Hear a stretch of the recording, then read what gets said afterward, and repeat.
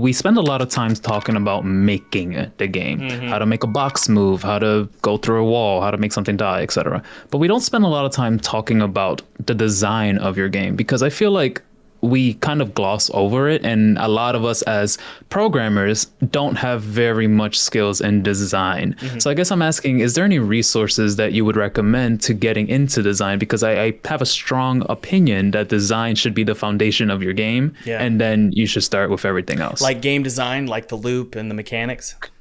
Correct. Because it's, yes. Yeah, I agree that it should be foundational to the game's creation.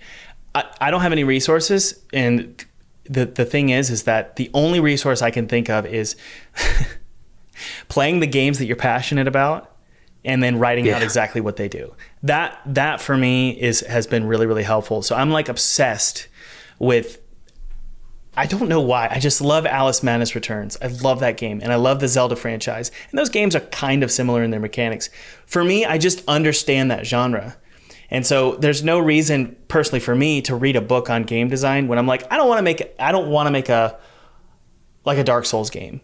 I don't want to make, because I just frankly don't like those games, right? So I'm going to have a better understanding. I think it was Stephen King who said, if you want to write books, you need to read.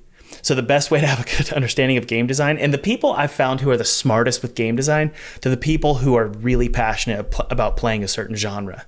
So like one of my friends, Jason, he made Cultic. I had a call with him today.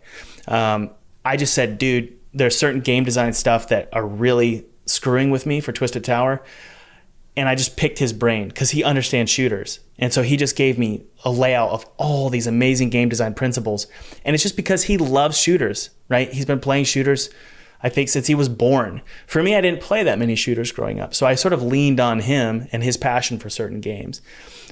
Regarding your question about game design needing to be the foundation before you actually make your game, I 100% agree with this. The problem with this, though, and I talked to Jay Armstrong, the creator of Cult of the Lamb, about this.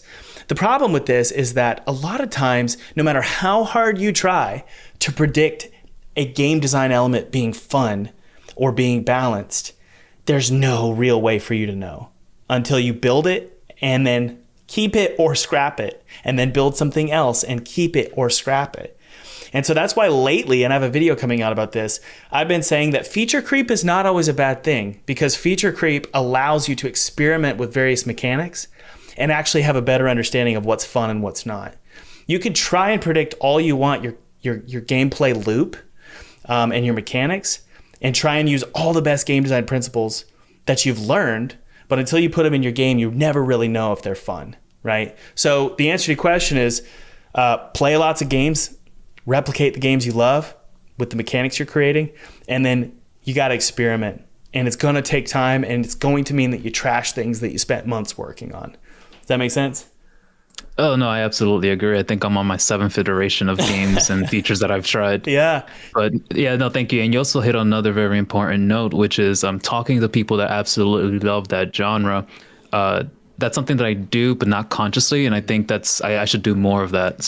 I'm making an RPG, by the way. So people that like absolutely love turn-based RPGs, because they will have insight. Yeah. And if you asked me, and I'm glad you didn't ask about RPGs because you would have embarrassed me, I don't care about those games, so I'm not the right person to ask, right?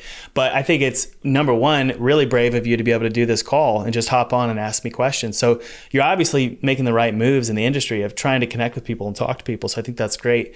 Just, yeah, like you said, try and talk to people who are not necessarily pros. Like, one person I lean on the most is my brother. He doesn't make games, but he plays games. He plays lots of games, and he loves the kind of games I love. And so if I say, hey man, come play this game, it's similar to BioShock, he's going to play it. And instead of giving me these principles of game design, he's going to say, well, actually BioShock does this, and BioShock does that, and BioShock does this. And it's such simple, bite-sized chunks of information that are much more easy to consume than a book about game design. Granted, a book about game design would be incredible. I just think it's probably better for us to just get to know people who are passionate about a specific genre. Yeah. Agreed. I don't like reading anyway, so I like your answer. That's awesome. All right, cool. Well, good luck with your game, Ed. That's awesome to talk to you. All right, thanks, Thomas. You have a good one. Yeah. Hey, friend, I want to see you succeed as a game developer. I want to see you make a full-time salary as a game developer. See, the thing is, most game developers don't know how to actually make money with their game. And believe it or not, you can actually make a full-time salary with just a demo. I've done this 3 freaking times. And I'm going to teach you exactly how to do that. Make a full-time salary with just a demo. Click the link below. It's a webinar, totally free, no gimmicks here. Check it out, watch the whole thing. You're going to learn a ton. And you're going to learn how to make 6 figures with just a demo. Cheers.